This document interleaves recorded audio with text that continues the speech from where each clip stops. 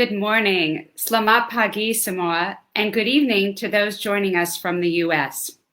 Thank you for tuning in to another U.S. Embassy Kuala Lumpur virtual program. I'm Sarah Tawale, Assistant Cultural Affairs Officer at the Embassy. It's my great pleasure to welcome you and our panel of experts this morning. Investing in women and providing a conducive landscape for women entrepreneurs to thrive is not only crucial to every country's economic well-being, but is needed to close the gender gap and help eradicate poverty. The COVID-19 crisis has deeply affected us all, and these trying times have reinforced the need to support women's economic empowerment, which is one of the Embassy's priorities. Today, we will discuss ways to advance and enhance women's economic empowerment at the individual and societal levels with Ms. Gigi Wong, renowned speaker and industry fellow at the Sutarja Center for Entrepreneurship at UC Berkeley, Ms. Aiza Shamsul Bahrain, president of Women Entrepreneur Network Association Malaysia, or WENA, and Ms. Farah Othman, executive director of People and Capability Development at the Malaysian Global Innovation and Creativity Center, or MAGIC. Our moderator is Dr. Madeline Burma, Commissioner at the Human Rights Commission, Malaysia, or SUHAKAM. We are proud and honored to be joined by these amazing women this morning. I know we are in for an engaging and interesting discussion. Without further ado, I will hand over the session to our moderator to introduce our speakers. Over to you, Dr. Madeline.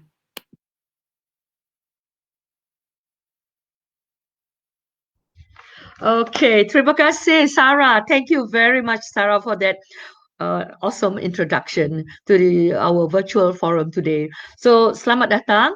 Welcome to our series, what we call here, the U.S. Embassy Talks. Today, we are having a virtual discussion on a title that is really, really interesting. It calls Advancing Women's Economic Empowerment for a Better Malaysia. So we have here three speakers, Ms. Gigi Wong. Welcome. Gigi, I understand in our earlier discussion, I understand that she has served in Malaysia. So I will really love to welcome her back to Malaysia. Selamat datang. Okay, Gigi. And besides Gigi, we also have my good friend, the president of WENA, Nur Azia. Hi, Nur Azia. Selamat pagi. Okay, Nazia, thank you very much. And we have also with us here our magical women from Magic, Miss Farah Osman. Selamat datang. Thank you. I love your orange dress. Yep.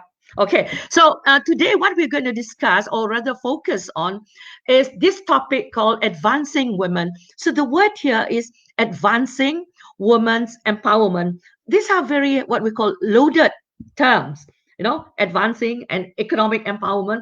And the next thing that we will look into, or rather discuss, will be for a better Malaysia. So what we have, or rather our speakers have in place, or rather for their presentation, we will have a different, or rather we have three different approaches. Gigi will share with us from her perspective in terms of our individual, in terms of our mindset. What is it that we need in order for us to move forward? So Gigi has an array of, from now on, I will provide an introduction later, Gigi? So if you look at it, her CV, wow, it is really awesome here. Okay, then Aiza, she will share with us the work that WENA has done. WENA is one of those really, it is a very powerful NGO. I know why, because I've been working, on some small projects with Aiza, and I've seen the work that she has done, both at women at the grassroots, and also in terms of IT. So that is really something that we will look forward to, yeah, Aiza, with your experience. And of course, Farah, your experience with Magic and the personal experiences that you will share with us will definitely help us to understand what it takes, to be a successful woman, or what it takes not to be one. So these are some of the issues that we will kind of discuss today in our discussion. So now let me move on, and I will introduce Gigi, our first speaker. Selamat datang, Gigi, again. Okay, let me just briefly introduce Gigi. Gigi Wong is a leader in global entrepreneurship. So it's not just entrepreneurship, it's global entrepreneurship. and innovation. That is really something that is really what we Malaysians here, we really need to know more about. And she heads up what we call the MG team. Maybe you can introduce what is MG here. LIC, a consulting firm focusing on entrepreneurship and innovation programs. Wow, this lady wear many, many hats. I don't know why we still use hats, or maybe many, many scarves. As she's also an industry fellow and faculty at UC Berkeley Sutrajaya Center for Entrepreneurship and chair emeritus of the VLAB, which is formerly an MIT and Stanford Venture Lab. And her resume goes on and on and on. Okay, Gigi is a frequent conference speaker, and we are really grateful to have you here, Gigi. And she conducts entrepreneurship and innovation workshops for startups, corporates, incubators, and universities around the world. So we're really looking forward to your sharing of experiences here, Gigi. She offers business development services to help companies scale up. So Gigi's clients have included the big names in the industry, SAP's Rodstar Accelerator, Samsung, to name just a few. So, and one of them is, okay, there is one here called Happy Farm in the Ukraine. Wow, that is really an interesting CV there, Gigi. And a lot more, including some in Spain. So she has mentored and advised hundreds of startups from around the world. So Gigi, we are really excited to hear you share your experience in terms from your experience from your, from your past experience in the world, working with startups around the world, and being a mentor at the university. So welcome, Gigi Wong. Thank you very much. Oh, thank you so much for the introduction, Madeline. One of the things that I forgot to put in my resume is that I actually have been teaching in and out of in Malaysia since 2012. So I love the people there, and I love coming, and I'm so sad that I can't be there now. So, but let me start the topic I wanted to share with you tonight.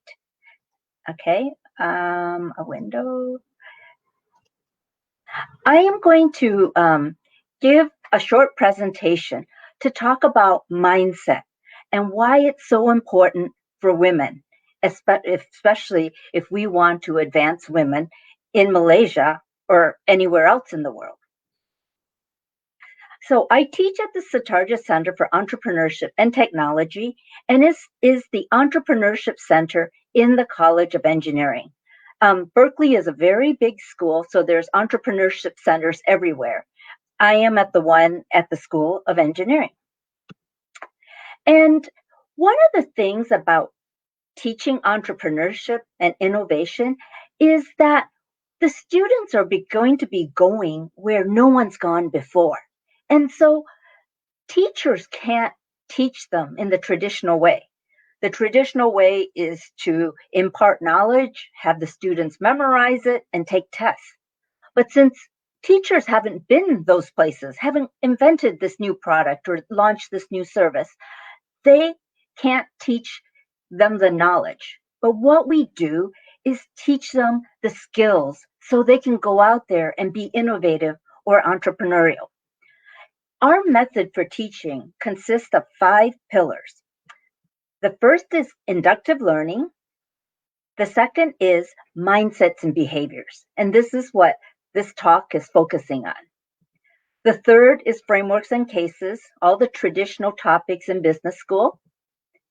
And then the fourth pillar is about people, helping the students learn how to build connections, how to recruit people, all about people, because that's what's important to succeed in today's world. And lastly, the way we teach is that we teach it in a journey-based curriculum. It's not individual modules, but everything is built on what was taught before. And the students also have to experience it and do things. And it's a journey. Going back to the 5 points, inductive learning. What are we talking about? In the past, teachers would show a proof, and then the teacher would work on the proof, and the students would frantically take good notes so they could regurgitate it. But that's just teaching students how to memorize. So what we do is we may show the students the results, and then what we want them to do is they have to figure out why. They have to figure out the proof themselves. It's a lot harder, for the students. But the important thing about that is we are teaching them to think. We're teaching them how to think and to develop the skills they need to solve big problems and create big innovations. So about the other pillars is, as I said, one of the pillars is frameworks and mechanics. Those are all the traditional business topics that especially you would learn in business school. Minimum viable product, raising funds, business models. So that's one pillar that we cover.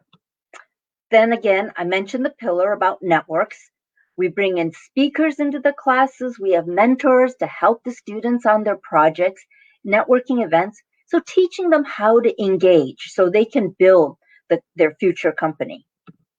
But the secret sauce of how we teach is that we work on instilling an innovation mindset in the students so that they will want to experience, grow, try new things, launch new companies. And this is only done through experiential learning. I can't tell a student how to behave. They're like, yeah. It's like telling your son how to behave. But they have to learn on their own through experience. So in our classes, we have a lot of projects, a lot of exercises where they basically get challenged to learn those mindsets and behaviors. But what mindsets and behaviors do we want them to learn? So mindset this topic was greatly introduced and researched by a psychology professor at Stanford. She did decades and decades of research on students K through 12. And what she found is that there was students that had fixed mindsets who felt like, oh, I'm good at this and I'm not good at this. I'm good at English, but I'm not good at math. And they just stuck to what they're good at. Wow. And also students who believe like the only way to do things was to follow what the teacher said and try to get good grades. Meanwhile, you had these other students who were always experimenting, maybe even getting into trouble, but they were always trying to do new things and push the boundaries. If you look right now, if you see the people who are the successful entrepreneurs in the world, were they people who had fixed mindsets or the people who had growth mindsets, who are always, breaking the rules? And so she really looked deeper into this whole mindset. What results is someone's mindset? Is it their genetics, what they were born with, or was it a function of their environment and experiences? And a lot of it she found was based on the experiences. For example, when you look at women, right, little girls are always often taught to, look nice, be pretty, be a good girl, and also constantly be safe. While on the other hand, boys are taught to, okay, go climb that monkey bar, go kick the ball as hard as you can, go do things. It's okay if you fall. You'll just get stronger and braver. And so boys were taught to be brave, while girls are taught to be, perfect and safe. And you see this manifest itself in the workplace as women go out in the workplace and their professional lives. For example, Hewlett-Packard did a study. They did a study looking at 1,000 job openings they had, and they looked at who applied for these jobs. And what they found is that men and women, actually, the ones that applied had different amounts of skills. So the question is, what percent of the requirements listed for a job posting do men have that apply for a given job? The men usually have around 60% of the requirements. So they look at the list of requirements and it goes, yeah, I can handle that job. I'm going to apply. While women, what percentage do you think they have before they apply? Women usually have 100%. So the guys are braver. They're going to stick out, stick their necks out, even if they're not totally qualified. I can do it. Well, women are safe and perfect, and they're only going to apply for a job if they have 100% of the skills. And what that leads to is men moving faster up the ladder of being to bigger and bigger jobs because they're more daring. And there's a huge article and lots of research done on it, which you can look into. There's a good article written by the Harvard Business Review. So basically what we're seeing here is the mindset based on traditionally how women are raised tends to make them less brave, and then they, as a result, move up slower. Okay? So right now, let me share with you some of the growth mindsets and behaviors that the research that Carol did revealed. People with growth mindsets and behaviors have wide comfort zones. They can do all sorts of things. They don't stick to just what they're good at. They are good at trusting people and getting other people to trust them. And then they're good connectors. They like to meet new people, connect with them, make more friends. And then they do a lot of inductive learning where they experiment to see what works.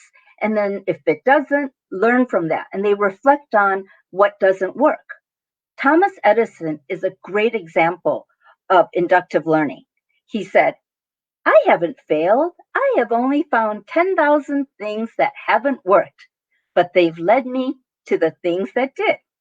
And another key thing about a growth mindset is emotional intelligence and self-awareness, knowing where you're strong, knowing where you're not, and knowing where you might grow or why you might recruit someone else to fill that slot. And so people with growth mindsets and behaviors are constantly learning and growing. While looking at fixed mindsets and behaviors, they stay within their comfort zone. They're mistrustful of new people. They don't want to take chances. They don't want to experiment and try new things. And if something doesn't work, they take it too hard. Oh, see, we should have never tried. And essentially, their brains are switched off because they don't want to think and challenge and keep, connecting the neurons and growing.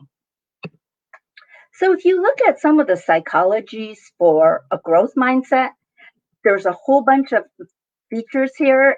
And anyone that wants this presentation, please email me and I'm happy to share.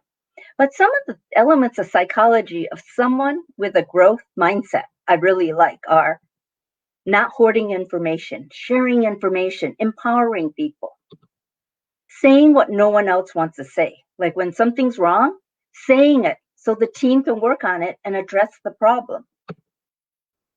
Diversity is value. People who value other people, especially those who are different than them, for what they bring to the table. Self-awareness. And then I really like this, is people with growth mindsets look at adversity as an advantage.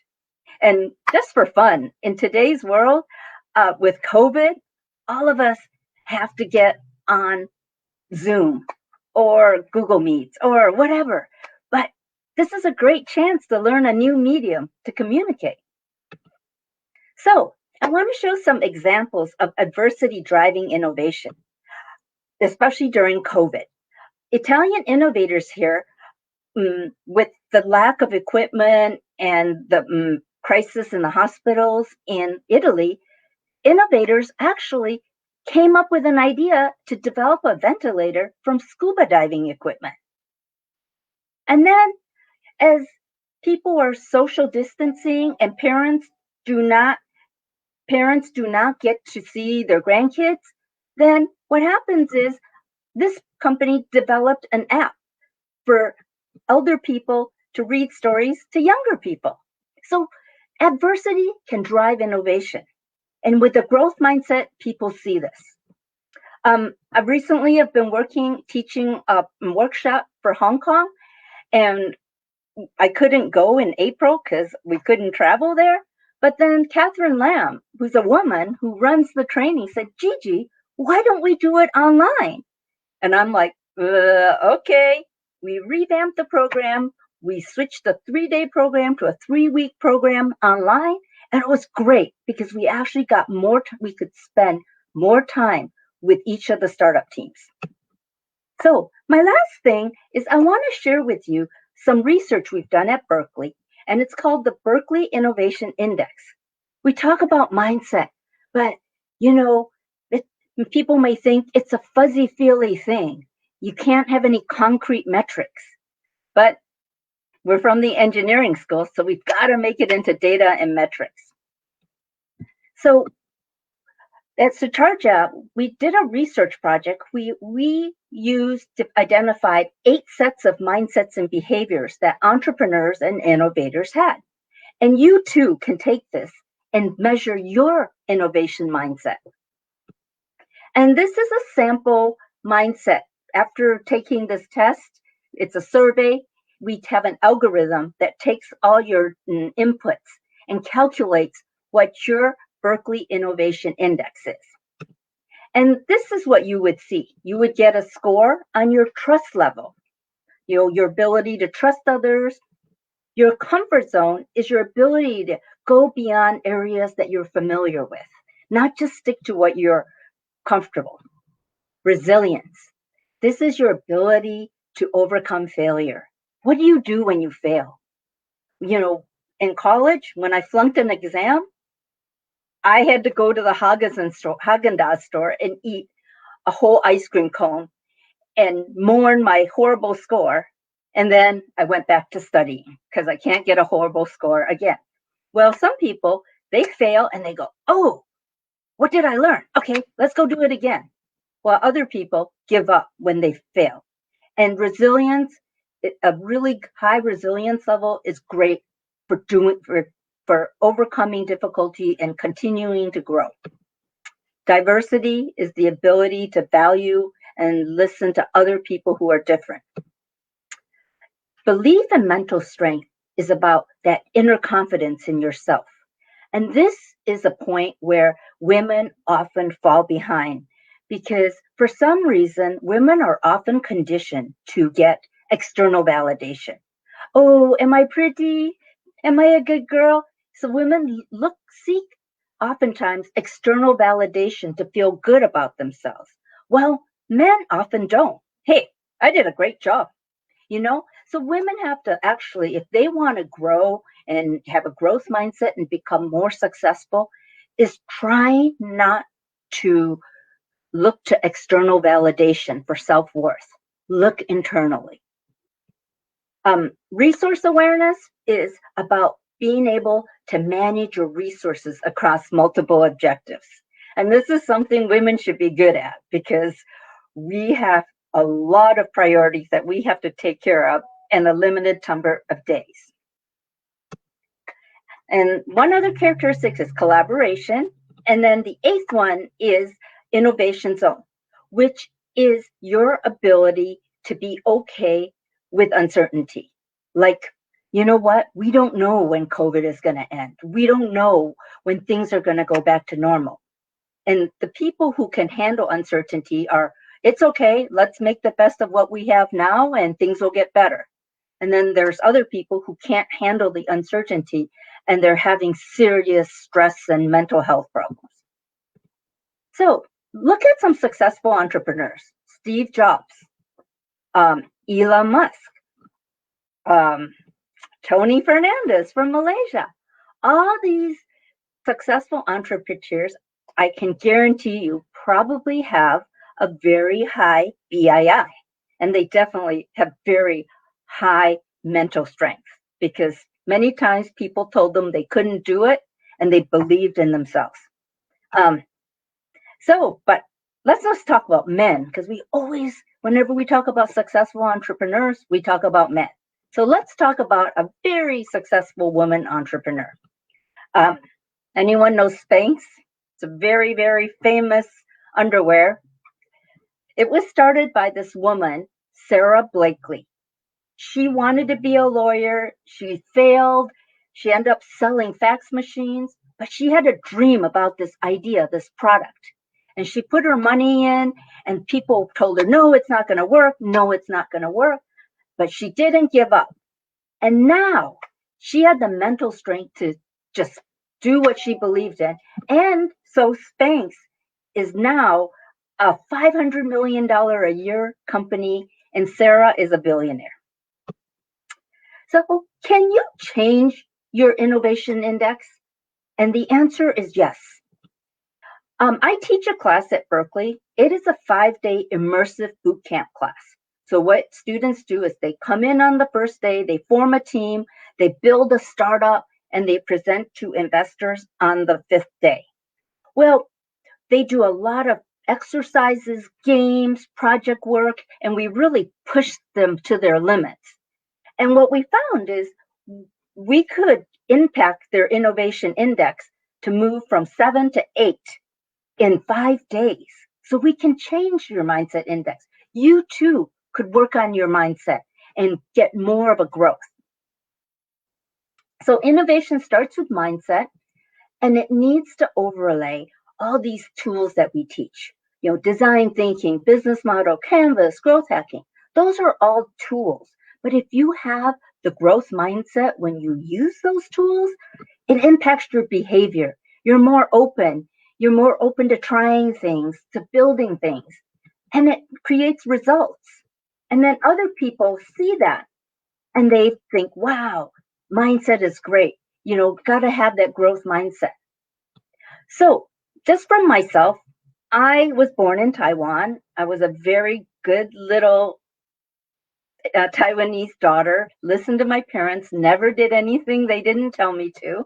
And I actually had, I think, initially in my life, quite a fixed mindset. Do what your parents tell you, get good grades, and according to my dad, you must study science. Then I did become an engineer, and when I worked at Exxon as a refinery engineer, I think I still had a pretty fixed mindset because there was a right way to do things, and that was the only way. But then again, in a situation like that, you didn't want to experiment too much or someone might get hurt. But then in 1995, I got recruited to start the second internet provider in Singapore called Pacific Internet. Oh, that was completely crazy. Everything was chaos. Everything was undefined. It was constant adversity. And I had to grow my growth mindset on a very, very steep curve. And that's, you know, it can be done. It's very challenging, but you got to push yourself out there. And then now I am learning to play golf, which really takes a growth mindset because it is constant failure and try again and figure out how to do it right. So yes, you too can improve your mindset. So just to touch upon what I think are some of the things that can help women grow their mindsets is to have more training with women where we know and we consciously try to instill these elements of a growth mindset in them. I teach the entrepreneurship program for girls in tech, which is an international organization to get women into technology. This is in Singapore. This is a session that we did in Taiwan. We'd love to do a session in Malaysia. And as I said before, I've taught a lot in Malaysia before. That's the woman who ran the Innovation Center at UPM, Samsila. This is Sunway University, and this is at a Sunway conference. And more Malaysia across the years. And what I want to say is I love Malaysia, and I'm very glad to be here. Thank you very much. Okay, thank you very much, Gigi. That's a very interesting sharing. Okay, what I can capture from your presentation today is really one thing that really came out is about the mindset. How you have really shared with us. It's important for us to shift from a fixed mindset to a a kind of what you call a growth mindset. And I think we Asian, I'm just speaking for myself, maybe not all Asians, we tend to have that the characteristics of a fixed mindset. And I'm glad that, because when I look into some of the questions here, many of them are really interested to know a bit more about your mindset discussion. And I do hope you can share with us the your PowerPoint, as you have rightly mentioned just now. Okay, Gigi, thank you very much. I'm definitely sure that there are a lot of our participants here would like to ask questions on how to move towards from a fixed mindset to a growth mindset. Thank you very much, Gigi. Now we move on to our second speaker, Ms. Nur Aiza Samsul Bahrain. Okay, let me just briefly introduce Nur Aiza, a good friend. Okay, Nur Aiza Samsul Bahrain is the director of WENA, or what we call Woman Entrepreneur Network of Malaysia. She runs this really interesting company called MadCat. In Malay, it will be kucing gila, something like that. Okay, when you introduce that, I don't even know why. She must have that really growth mindset. She dares to think something different. Okay, Aiza. Okay, Aiza runs the MadCat World, a startup focusing on mobile technology and lifestyle apps for communities and she has more than 12 years of experience in this industry. So she's also the regional ambassador for Technovation Challenge. This is one program that I did. I had the opportunity to work with Aiza. In fact, instead of helping her out, I'm learning myself. So girls solving problems in their community using technology, and Curiosity Machine, families learning artificial intelligence, AI. Okay, and in 2018. She was elected the president of WENA. So Aiza, with your, in fact, I think there's more to what I have presented here about your CVs and things like that. So Aiza, I would like to welcome you to share your experience, both as a president of WENA and also the work that you have been doing, and also some of the things that you plan to do with your company and also with maybe the American Embassy. Thank you. Welcome, Aiza. Selamat datang. Thank you so much, Dr. Meg. And it was really great to see you again and also to hear what Gigi had to say.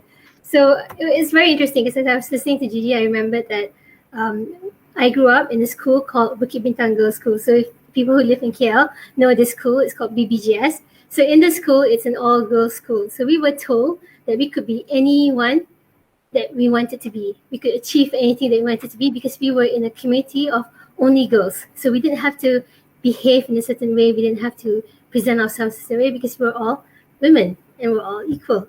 And that, I think, is one of the key criteria why I am the way I am and where I am right now, because I grew up thinking that there was no limit to what I could be. So when I started working, I was an engineer. So I started working in some of the MNCs, and I realized that I couldn't follow a boss. So I started my own company, which is called MadCat World, and it's not about cats because I'm severely allergic to cats. It's Mobile Application Development and Content Integration Toolkit. So it's an acronym, and the short name is MadCat. But it's a great introduction because everywhere we go, people will say, "Oh, the cats are here, the cats are here." So I'm like, okay, cool. So we accept that as a name. So one of the things I do in my free time is Technovation Girls. So this is where girls learn how to build apps, and that app will solve a problem in their community. So we've taken a few teams to the semifinals. It's a worldwide semifinal, so we've taken them a few times. So we hope next year we'll have one team that actually wins the competition. Okay, so one of the things that has happened because of the COVID-19 is that we've been starting to look at our community. So we're looking at ways that we can help our community. So one of the things that we're building right now is called Kita Jaga Kita, and it's using a MadCash platform, which is a fintech business that I'm currently developing. So with this, we know that in a few months, there will be people who might end up getting retrenched from their jobs. And we want to build their skills so that they can start the easiest business to start in Malaysia, which is an F&B business. So then we're looking at also getting communities to help give back. So like if I'm going to buy something, buy from somebody in my community. If I want to donate something, I can do suspended meals. So if I'm buying food, I can buy an extra a set of meal for somebody else to pick up. So this is the concept in Malaysia called I belanja. So I'm treating you to something. So here we're taking away all the pain points. Like if your skill is to cook, just do that. Don't worry about the digital marketing. Don't worry about the access to growth. Market sales will do all that for you. All you do is focus on what you're good at. So this is the way that we are looking at helping our community actually build a better Malaysia. So this is just a small thing that I'm doing. But let me talk about my association, which is called WENA. So WENA, this is my second time around as president. So what we do is that we are a group of women entrepreneurs. So when you define women entrepreneurs in Malaysia, there are many types of women entrepreneurs. So most of the time, a woman goes into entrepreneurship because like my group of friends is because they decide that even though I'm an engineer or I'm a professor somewhere, I decide that I'm going to stop working and raise a family. So I start working, I raise a family, I don't have a job for the next few years while my child is small. And as soon as the child is big enough to be sent to daycare or something like that, I start to think, what do I want to do? So instead of going back to the workforce, I start a business. So this is typical Malaysian women my age. So we did that because we wanted to raise our children. And then there are also women who go into it because their families are into it. So we see it in the new generation coming after us, where they see their mother being an entrepreneur. So therefore, they feel that, oh, this is an option. So I have a son right now, he's 6 years old. So he keeps asking me, are you a boss? So I'm like, no, I'm not a boss. I'm an entrepreneur. So he goes to meetings with me, he hangs out with me. So hopefully, eventually he'll decide that this is what he wants to do on his own. So as we're now, what we do is that this is a women-only organization. So this is acceptable in Malaysia to be women-only, but if a guy tries to do a guy-only, we'll get really upset with them for sure, right? But it's here. So in a women-only organization, what we do is that we work with other women entrepreneurs. So when we do our events, we do invite men because we understand that in order for us to really have gender equality, we need to involve the men because they are the people who stand in front of us, behind us, support us, stand side by side with us. So we know that definitely men need to be involved, and we always enjoy, the company of men. So when we talk about WENA, we go into a few key areas. One is advocacy.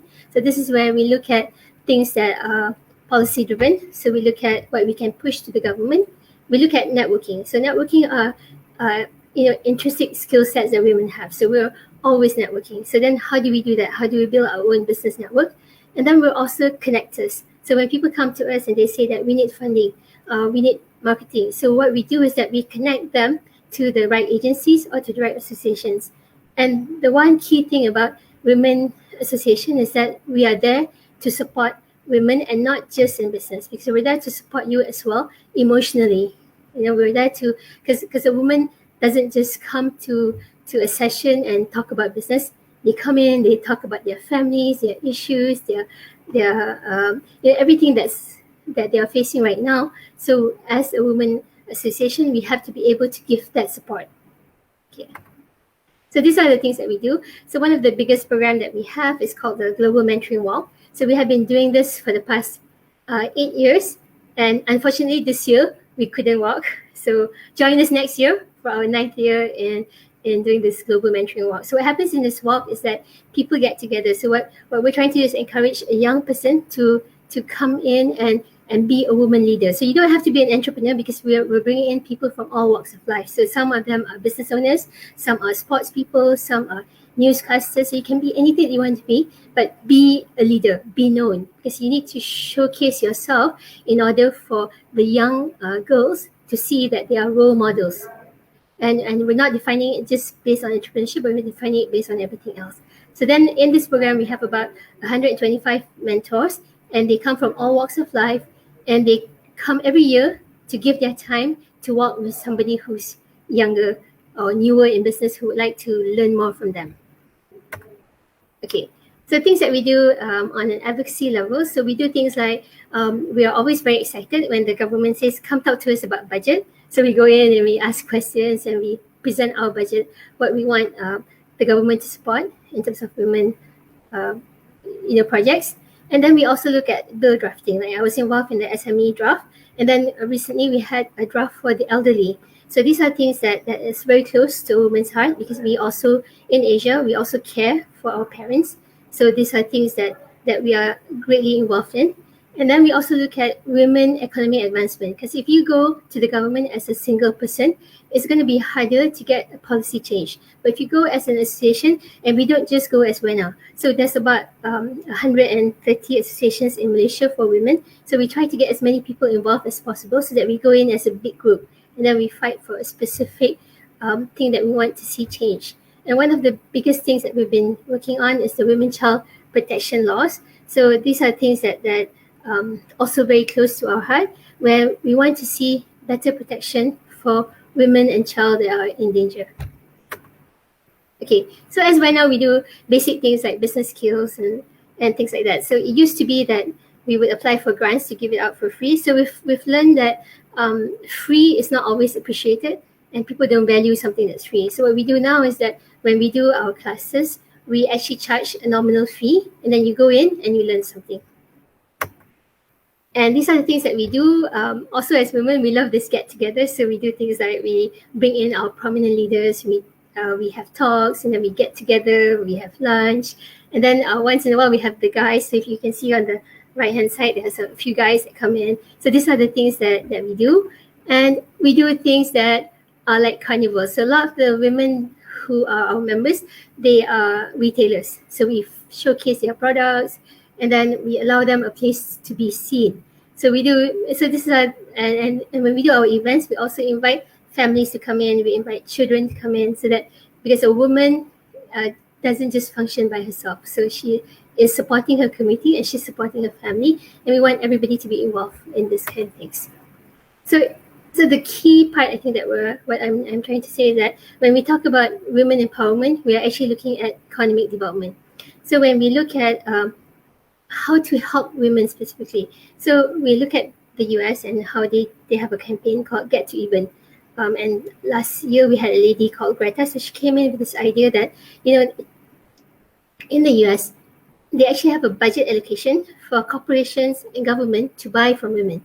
So these are things that, if we ask the government for 10% allocation, so buy from a woman. If you need to supply food for your meeting, buy from a female caterer. If you need to buy supplies of your toilet paper and things like that, buy from a woman supplier. So these are small things that the government and corporates can do to actually help women business owners. And for the women themselves, in order for them to supply to certain corporates, you need to have a certain level of business. So if you need to get your ISO, you need to get certified, you need to get your paperwork in place. This is where you go in order to be able to have that level of service and that level of standard for you to be able to supply to these governments. So one of the other things that we also do is this concept called Mad Cash, where we wanted to have communities helping each other. So people donate money, and that money goes to fund an entrepreneur, and that fund is paid back so that it can go on and fund somebody else. Okay. So these are some of the things that our members do. So we have Nadira, who was the president before me. So she now runs Kiddo Care. So this is like a gig economy where it provides opportunities for young people to become not just babysitters, but actually very well trained carer of children. So they can do things like they can care for disabled children. They can teach STEM. They make sure that your kids are safe while you do your things. So this is one of the things that Kiddo Care does. Then we have like another lady called Anja. So what she does is she does social entrepreneurship with the communities in Sarawak. And she supplies things like menstruation pads to kids who do not have access to purchase the throwaway pads. And then we have another lady, Zam. So she does Pantang Plus, where she gives employment to women to be able to give childbirth-related services. So the one thing that you may notice is that all three of them are in women-specific needs, right? So these are sometimes, though we see a lot of very, very high-level women in engineering. So like we have ladies who do Hyrex oil, like that, one of our datos. And then also, we have people who do aerospace and stuff like that. But we see that the normal kind of people actually do services that supply back to a woman. So because we know that women have the highest buying power. So that's one of the things that we do. So I'm also happy to announce that starting in August 1st, we will be starting this new initiative called the Academy for Women Entrepreneurs, and it is sponsored by the State Department and the US Embassy. So this project will help to get small business owners to be more economically empowered. Okay, so we're talking about people who have a small business that's, if you see outside in the morning, you see them selling nasi lemak, you see them selling stuff on the roadside and things like that. So we're looking at these women and helping them actually grow that business to something where it can actually contribute a greater economic difference to their families. Okay, so we are looking for cohort 1. So we are looking for 30 people that we could actually give microfunding to, build them up, take them to this wonderful course called the Academy for Women Entrepreneurs, where we can help them actually get the business basics. And with that, they are able to get a mentor. So from our 125 mentors that come every year for the Global Mentoring Award, we'll pair them with mentors who can help them actually achieve that level. And once they pay back the microloan, it funds another woman. So these are the things that we do where it is independent of the government. So we are doing it ourselves because we have our own ecosystem, and we greatly support greatly support women, and we love the kind of support that we get from the US Embassy, where they help us make this possible. So how we build a better Malaysia would be through these things. With the Academy of Women Entrepreneur, we want to be able to share business and financial know-how. We want to get women digitally involved so that they have digital financial inclusion.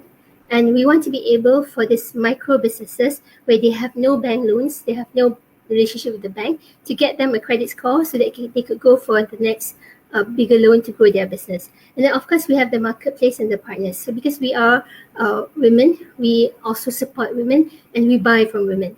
And hopefully that will impact the women to have a better business structure, increase in sales and networking. So with that, I end my application. So look out for the Academy for Women Entrepreneurs. Application opens on 1st August. Thank you very much. My name is Aiza and I'm from Mena. Thank you. Okay, thank you very much, Aiza. Terima kasih.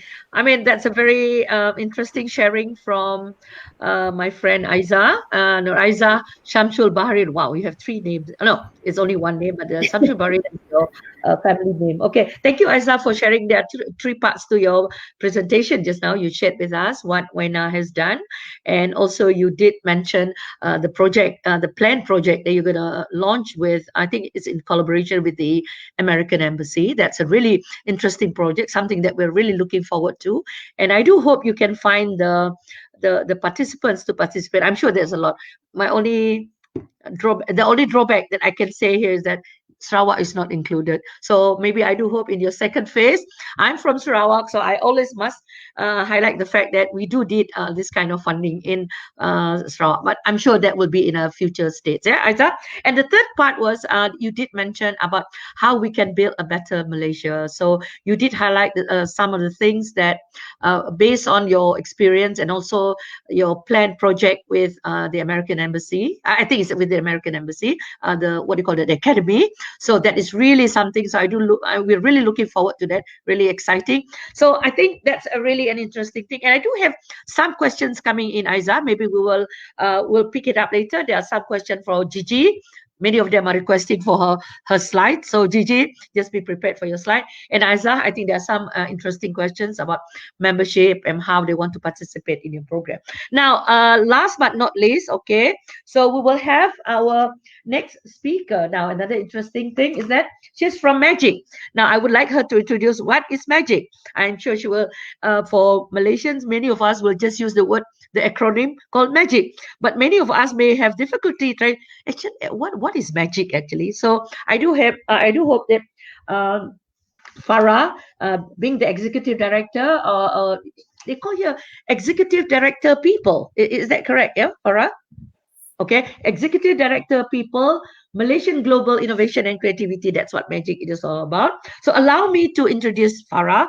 Farah has 22 years of HR experience. So anything to do with human resource, I'm sure Farah, you know the in and out of everything there. So she has 22 years of experience and leading corporations through change and challenge by implementing strategic planning, establishing direction, and executing initiatives in support of business objectives and corporate goal. So employee advocate who champions staff confidence and design strategies that embed ways of work. She's skilled in acquiring exceptional talent with an aptitude for producing successful performance management through valuable training and leadership coaching and mentoring. So, Farah, with your experience, I was meant to understand you will be focusing from what we call an upturn pyramid. We will be talking about the global leadership, and you'll start going into the Malaysian context, the local startups, and then towards the end, you will share your experiences or what it takes to be successful and or otherwise. Okay, welcome Farah to our virtual to our virtual forum today. Thank you. Thank you, Dr. Madeline. Yes, first and foremost, I would like to share with everyone out there what magic means. I am a magician. So magic is actually Malaysian Global Innovation and Creativity Center. Established in 2014, located in Cyberjaya, it is an agency under Ministry of Science, Technology and Innovation. And what we do, we focus on entrepreneurship, creativity and innovation. Our main area of focus, similar to what Dr.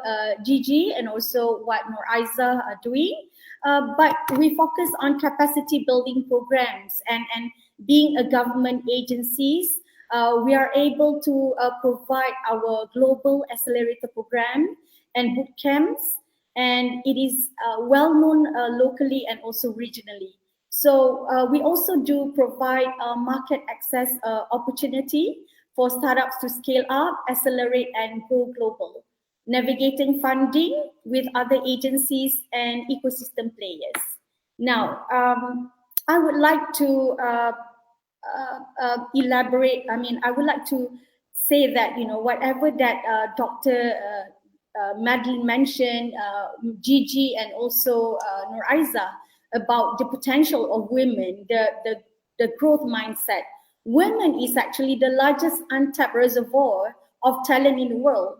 And if we are looking at the current women founders and co-founders based on a report from a market survey by Crunchbase Data, it says that last year was a historic one where women entrepreneurs with 21 founded unicorns. It is actually $1 billion startups being born, compared to just 15 in 2018, and a significant jump from just 4 in 2013 and 8 in 2017.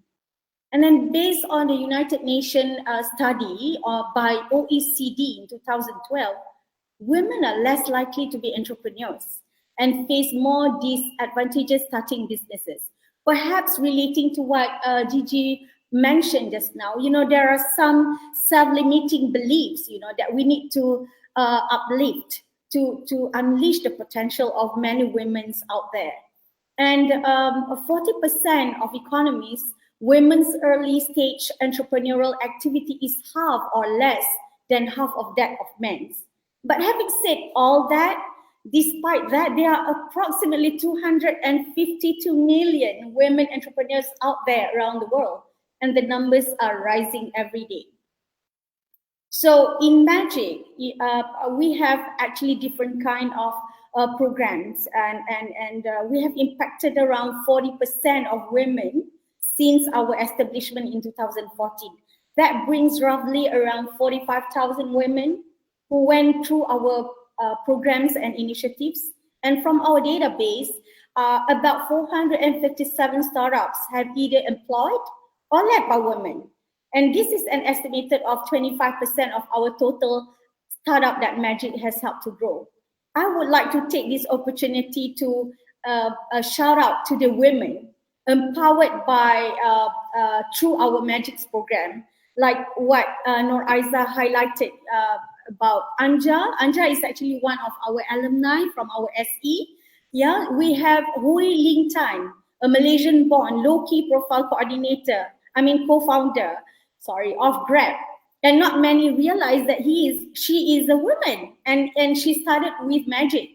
And Afifah Basir and Sharifah Munira of Petotum, an impact-driven pet startup that believes in an ecosystem that aggregates pet services. Azura Zainal of Opis, Lim Yuan Kim, Ling Sok Sian, and so many from Li Sui Ling from Picha Eats, And these are all great women entrepreneurs, and they are from Malaysia. These are local made startups and social entrepreneurs. And they aim to empower marginalized communities for Picha Eats through a sustainable food catering and delivery.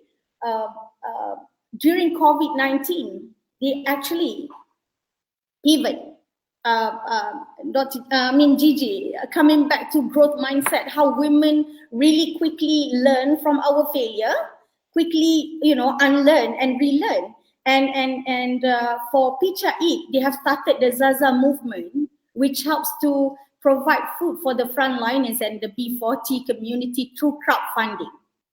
And Community Tukang Jahit is another startup, another SE under Magic Alumni, led by a CEO, Yap Suwi, who empowers single women, special able group, and stay-at-home mothers to earn sustainable income through sewing orders. And during COVID-19, Community Tukang Jahit stitch 1,000 pieces of clothes-based face masks for those in need. So, all in all, I must say that we are doing a great job, and we need to be more, to grab more opportunities in the future, because I think where we are, Malaysia has made great progress and stride through different kind of initiatives.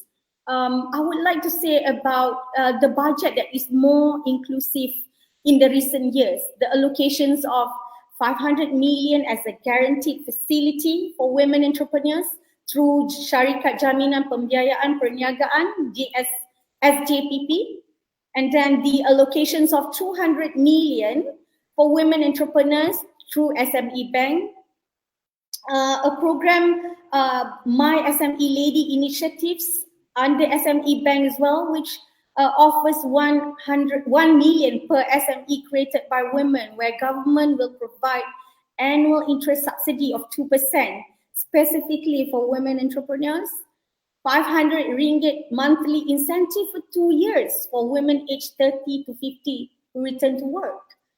And there are a few other initiatives that shows that budget is more inclusive.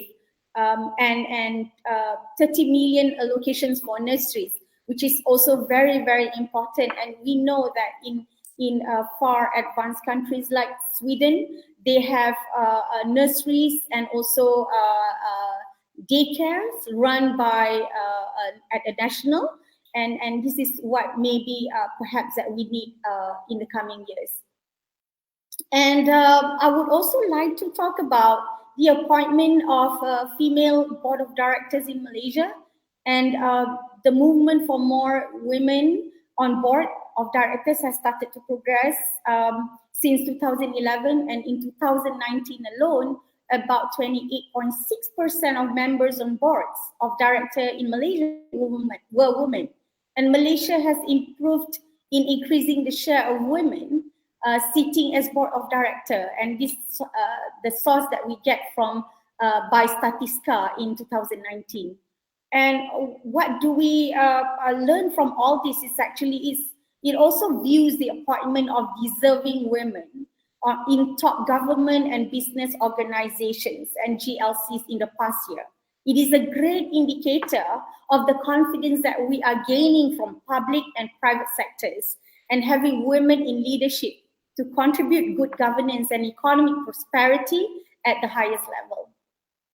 And if I may share my personal experience with everyone about, how 3 things that actually allowed me to be who I am and be speaking on this platform today is, I think, the upbringing by both parents, who do not ever see me as a gender, whether I'm a girl or a boy, and they always see me as a child who has a great potential to reach great height and so much opportunity in life.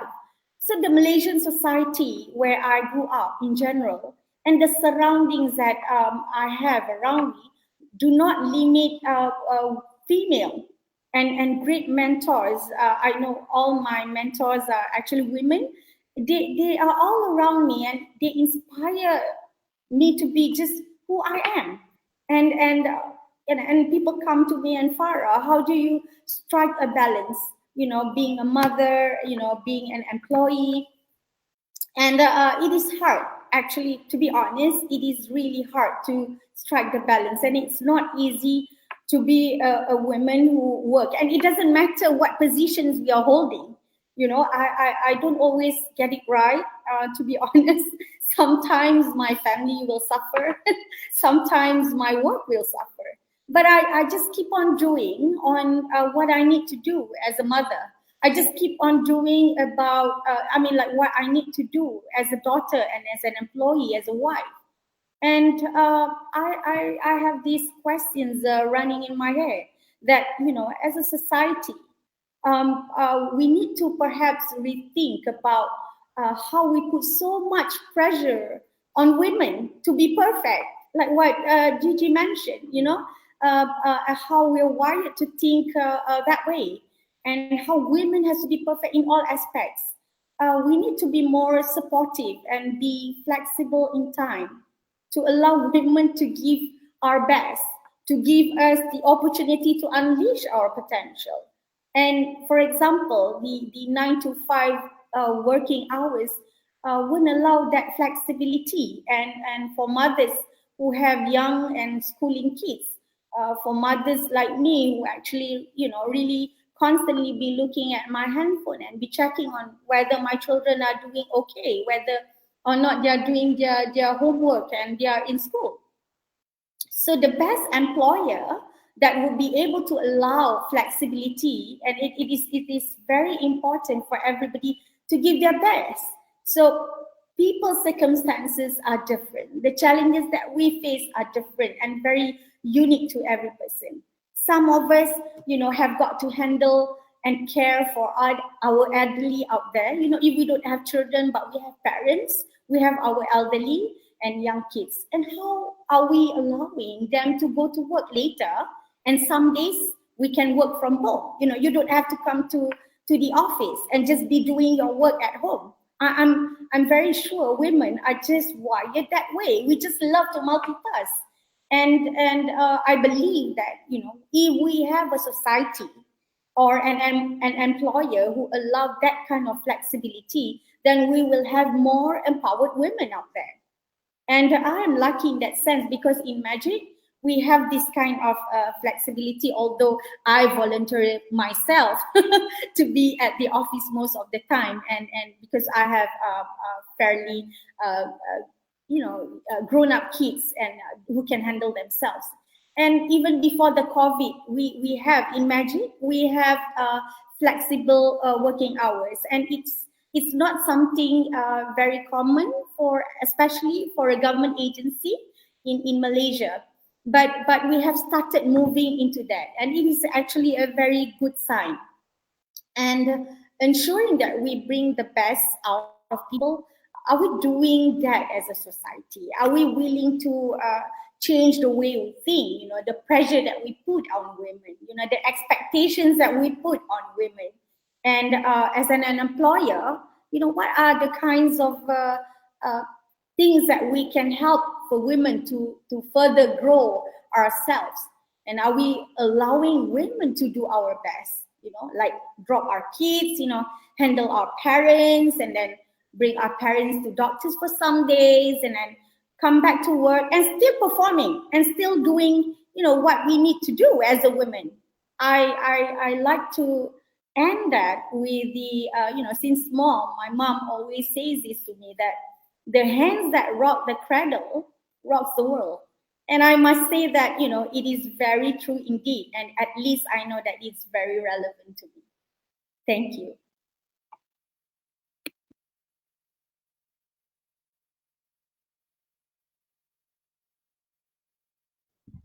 Okay, thank you very much, Farah. That's a very interesting sharing, both from the global perspective and you bring it down right to your own experience. I like the things that you shared, how you were given the chance to be who you are. And I heard that also from Aiza.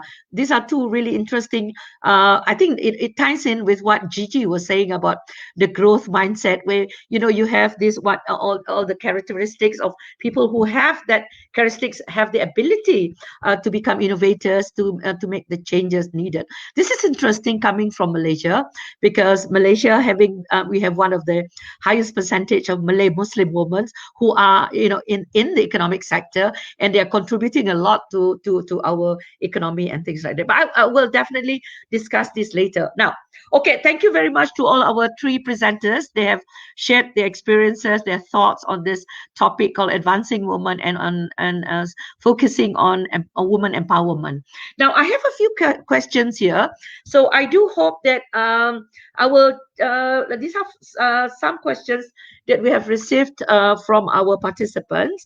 So I will, there's one question here. Let me just put it here, okay? Okay, I think Aiza, I would like you to respond to this because it is focusing basically on about diversity, about an NGO that you are running. Okay, the question goes like this. We really need more diversity. I mean, real diversity in Malaysia. So in Malaysia, we have artificial diversity and we have real diversity. Okay, artificial diversity means something maybe on paper. Okay, so the question is not only in Malay, in all associations. So there is an impression that many of our NGOs, it's very, very ethnic based. It's a Malay association, although it's called a women organization, but you tend to have all Malays, all Indians, all Chinese, and no Iban inside there. So that's where the problem is. Because in Malaysia, we have what? CIMB, China, India, Melayu, B, they said is Bangladesh. So the CIMB Bank is actually an acronym for Malaysia. So Aiza, profound leadership is vital. How about WENA? So specifically, they want that from you. Do you have many real involvement and engagement with Indian, Chinese, Malay, and others? So as usual, I'm sure the others would refer to Madeline. Being the indigenous community from Sarawak. Okay, Aiza, do you have, you can read questions. I think I forwarded it to you. Can you, I'll give you about 5 minutes to respond, all right? Okay, please address it. Thank you. Thank you, Dr. Meg. And I think the question was for Fiona. So thank you for that question. So definitely, WENA is already a 17-year-old association. So when I came in, it's already set up. So we are specifically for Bumi Putra. So Ibans like Dr. Madeline are more than welcome to join us. Okay, so what we do as an association, because definitely there's a lot of specific ethnic-based associations in Malaysia. So as WENA, what we do is we work with other associations that focus on a more universal reach. So for example, we have on board NAWEM, National Association of Women Entrepreneurs of Malaysia. We have the BPW, Business and Professional Women of Malaysia. We have MyWebs, the Malaysian Organization for Development of Indian Women in Career, Entrepreneurship and Professional. So instead of, because the Constitution doesn't allow us to open up our membership, right? So what we do instead is that we work with other people. So every single event is open to everyone. Every single program is open to everyone. And everyone sometimes include men, because if they really want to come, we don't close the door. So we let them come in so that they can see what we do as a women organization. So that's one way that we work around the bureaucracy of things. So we do programs that are open to all. So definitely for the Academy for Women Entrepreneurs, that is open to all ethnic races, as long as you're a woman. If you're an in-between, we can also take you in because we don't judge based on that. So as long as you identify as a woman and you are a woman, then we welcome you into the program. That's basically it. Okay, thank you very much, Aiza. What it means here is that there are many NGOs here in Malaysia that caters for each and everyone's needs, all right? So in the case of WENA, you have your specific but anyway, if there is any question, you can definitely pose directly to Aiza. She's more willing to respond to your question. Yeah, Aiza, is that okay? And you can always have coffee with me, no problem. All right, we will have coffee with her. That includes all of us, including you, Gigi. The invitation is open on your next trip to Malaysia. Okay, now, Gigi, the next question. Okay, there is a question here from Amelina, a very good question. She says, how do we use the growth mindset to deal with gender discrimination at workplaces and facing constant rejection, which may be demotivating? So she needs, how do we use your growth mindset, the psychology, to deal with gender discrimination in the workplace? Yeah. Okay, Gigi, I open it to you for your response. Absolutely. Oh my gosh. You've asked a question that is very close and dear to my heart. And earlier in my career, I was very much conditioned to listen to elders, listen to your seniors, your bosses, who were usually men. And my mom, who was a very, very traditional Asian woman, was, oh, and you should listen to the men. And so that led to a need to get validation from the men, right? And how shall I say? And then when the men on my team criticized me, I took it really to heart.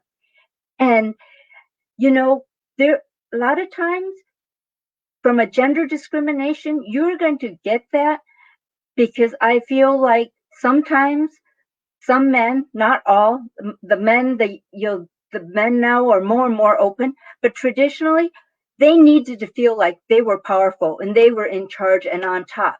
And they will criticize you to make themselves feel better. Okay. And this happened to me a lot when I was in Singapore starting Pacific Internet. One of my Singaporean male colleagues was telling me at every meeting, oh, your campaign sucks. Oh, you're going to fail. Oh, it was very, very discouraging. And at that point in my career, I took it to heart. And, later on in my career, I look like he wanted to do that because he had wanted my job. He wanted me to leave so he could take my job. And so the part about mental strength and believing in yourself, that's what you have to grow on. You have to build that and believe yourself because you've worked hard. You've really, when you work on something, you really understand it. And if you've done that and you've known you've done a good job and you know what you're doing is the right thing, believe in yourself. Don't let, excuse my language, some of these jerks get to you and do that. Because if you listen to those jerks, you are externally validating and you're giving them the power to bring you down. One of the things that you can really do in terms of overcoming that is find some male mentors that can be your champions, okay? Because let's say some of these jerks, if you have a male mentor who's very senior and very powerful, they will be scared and they won't attack you as much. Okay. And I've had some male mentors in my life who were amazing. If you guys know Legend Holdings, which is really Lenovo, one of the founders of Lenovo, Danny Louie, he was one of my mentors. And he was like, I don't see gender. I just see that you're smart. And when you sit in a meeting, you think about what you're saying and usually has something good to say. So you want to find male mentors in addition to female mentors who can help be your champion when you deal with the jerks. So hopefully that helps. Mental strength, believe in yourself, and don't be so externally validated.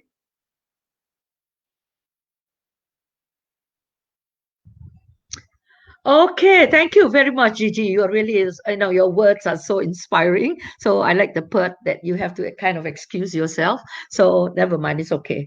So, okay, I think we have one question for you, Farah. The question is, I do hope you have it there, but I will read it. Okay.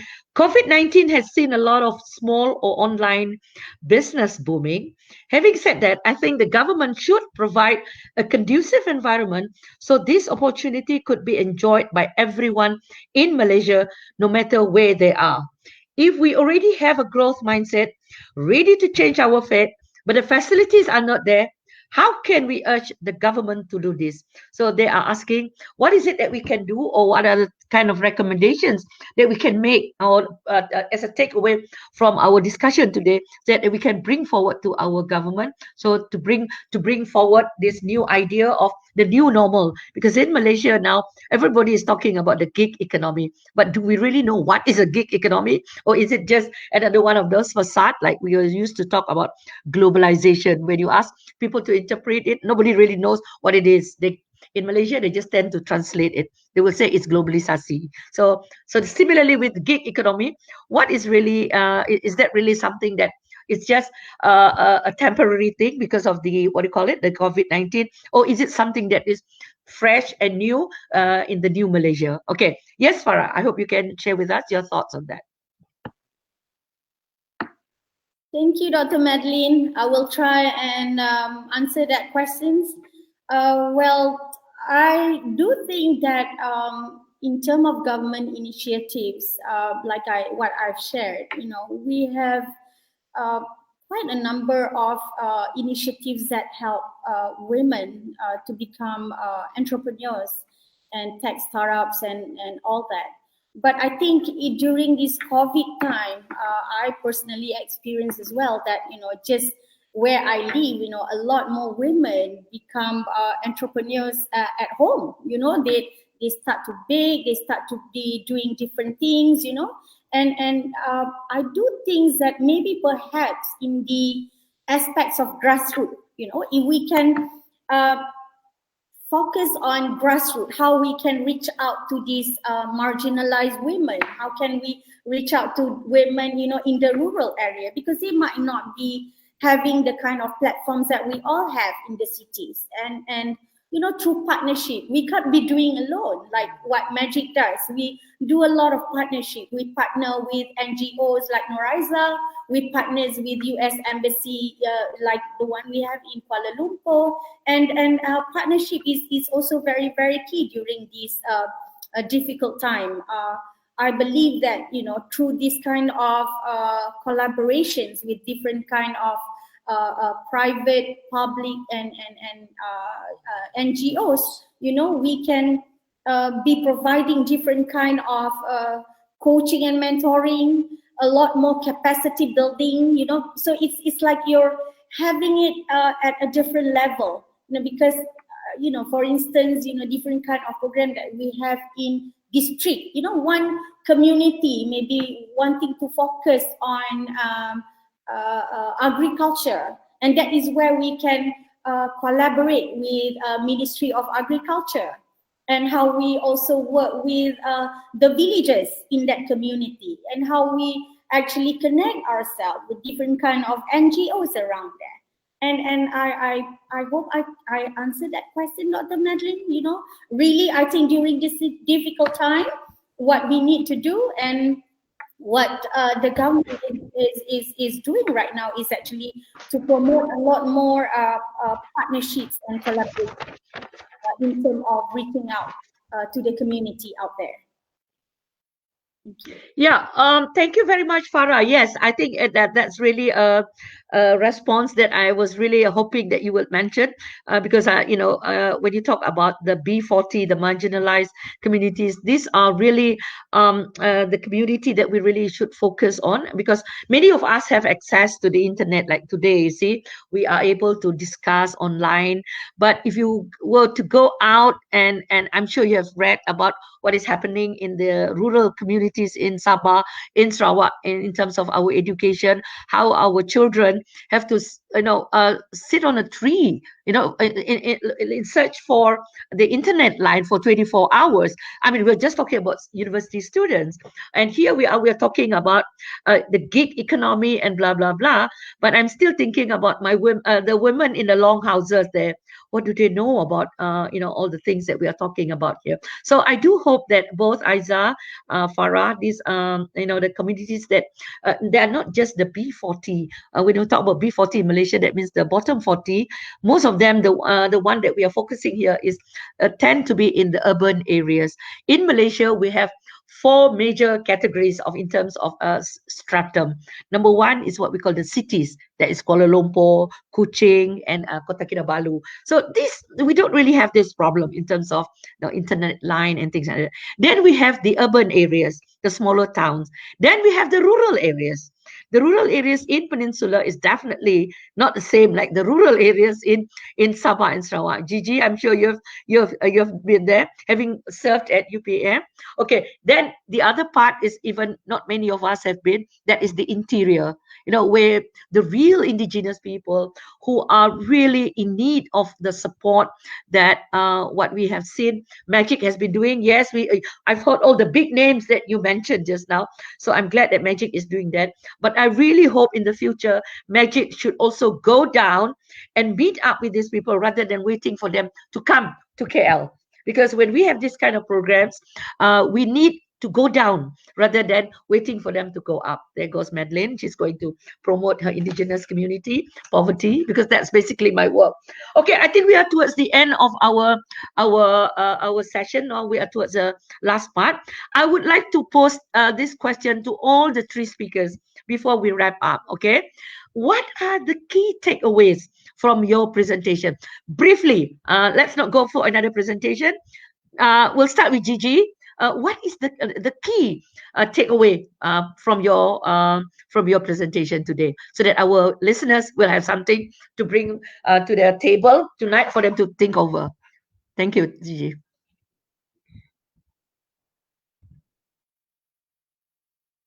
Kindly unmute. Oh, yes. My answer is look at the growth mindset behaviors and try and practice them. When you practice them, you'll actually grow your innovation mindset. And there's actually one I want to touch upon because I think it's super relevant to Malaysia and Asian women and Asian mothers, is the resource allocation one. To effectively use the resources around you. You don't have to do everything. Sometimes I think as working women, we take on too much. We think we have to watch our kids, check their homeworks, blah, blah, blah. But we actually don't. Because when we do that sometimes, we're hurting our kids because they are counting on us to check on them. We're not empowering them to go and do it. And a story from my childhood is I was the oldest of an immigrant family to the US. My mom did not speak English, so she couldn't help me with my homework. I had to do it all by myself. And I still managed to get straight A's and get into Stanford without my mom's help. Okay? And I'm much more self-driven. And so we don't have to help the kids do so much because we actually might be hurting them. So use your resources more wisely and you can get more done and might even be better for your family and your kids. Thank you. Oh, wow. Gigi, that is really something. You're talking about straight A's here. Oh my goodness. You tell that to a Malaysian mom and they'll be the first one to be stressed out, not their children. Okay. All right. Okay, Aiza, what do you have to share with us in terms of your takeaway? All right, so for I guess for a women organization, what we would like to invite would be women of all ethnicity to come together and work together to build it. Because sometimes we tend to find that in Malaysia we're lucky because the government actually has a lot of programs for women. But I think it's time that we also stand up and do things for ourselves so that we don't wait for the handout. And one way to do that is actually to have a real ecosystem built where we can turn to each other, we can support each other, we can help each other. So regardless of our ethnicity, because we are one Malaysia. And I thank Gigi for making me feel less guilty about not helping my child do his homework. Thank you so much for that. All right. I think the COVID is really something, Aiza. I mean, I've met so many mothers. The first thing they do is to talk about the children's homework. And I hardly hear that from their fathers. So I mean, this is really something interesting what Gigi has mentioned just now, your resources, okay. Now the last one, okay, Farah, if there is anything that you want to share with us, what are the takeaways for our listeners today? Okay, the takeaways for our listeners today is for women to embrace opportunities that is given to us, and We don't have to be perfect. We can make mistakes and we can fail and we can stand up again and keep on doing things that we believe that is right for us to do, and do our part and believe in ourselves and do our role as a mother, do our role as a responsible employee, and our role in a community, and do our best. And I love to say that, my key takeaway is really from what Gigi shared about growth mindset, because I just realized that, oh my God, how are we supposed to know the indicator whether, we are at that level of innovation? Because it really, it's really difficult. But Berkeley, obviously is a prominent university that can come out with a Berkeley Innovation Index. You talk about trust, you talk about resilience, you talk about diversity, comfort zone, you talk about belief, you talk about being perfect, collaborations and innovations. I think, this is all about women, and we have that already in us. And all we need to do is to just believe in ourselves and just do. Thank you. Thank you. Wow, that's a really interesting response from you, Farah. But of course, Aiza and also Gigi Wong, I think we have come to the last section of our discussion today. And I can tell you that this is a really both an eye and an ear opening for me. Okay. Normally we say it's an eye opener. It's also something that's really something that I am really excited about. Gigi having coming all the way from Berkeley, although you have your roots here in Malaysia, so you can definitely share. You keep on sharing about your Asian roots and things, and which we can kind of relate. Okay, and Aiza, I think the work that Wena had been doing and the things that you are planning to do with the American Embassy, that is also another interesting thing, and we are looking out for that program soon. And I'm sure many of our friends here are already taking down notes, so you definitely will have a lot of participants coming in. And Farah, of course, coming from Magic, we will hoping to see more magic from you. And please, as you have rightly promised, that we will go beyond, not only in Kuala Lumpur, not only in the urban centers, but please go down and move on to a different level. That is because we have a lot of women out there, our indigenous women, like the Orang Asli, the indigenous women from Sabah and Sarawak. They need a lot of this kind of support from you. And we are so glad that we have the American Embassy here with us to support this kind of program. We hope that you will continue to support us. Okay, Sarah is smiling, so I'm really happy to see that. So I take it as a cue, Sarah, that it is a yes. So we are really looking forward to more conversation, to more engagement with the American Embassy in terms of empowering women, advancing women for a better Malaysia. Now I pass on to Sarah. Thank you very much. Can we give a big clap to just a sign of clap to all our participants? Thank you very much. Sarah, I pass it to you now. Thank you very much. Thank you, Dr. Madeline, and I couldn't agree more. I would love to spend the whole afternoon with you amazing people, amazing women and amazing people, but we need to worry about people's time. So I just want to say, I'm going to wrap this up quickly. I just want to say thank you so much to Dr. Madeline, Gigi, Aiza, and Farah for such a scintillating and inspiring and enlightening discussion addressing the efforts and ways to foster women's economic empowerment and how it is the key to a country's development.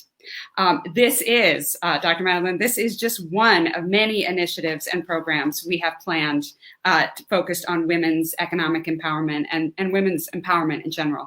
As Aiza mentioned, and Dr. Madeline, you did as well, thank you, we invite interested women entrepreneurs to keep an eye out for our call for applications for our upcoming Academy for Women Entrepreneurs in collaboration with WENA. So thank you again, Aiza, for that. We encourage all eligible women to apply for that. So stay tuned for that announcement. And lastly, I would just like to thank all of our viewers for tuning in this morning. And I hope that you found this session informative and beneficial. This talk will be available on our Facebook page, so please share. We look forward to more views of this incredible talk. And we hope to see you again soon on another of the Embassy's virtual programs. Thank you all so much. We're really grateful to see you all here and to have such an enlightening and inspiring discussion. So with that, thank you. Terima kasih dan jumpa lagi.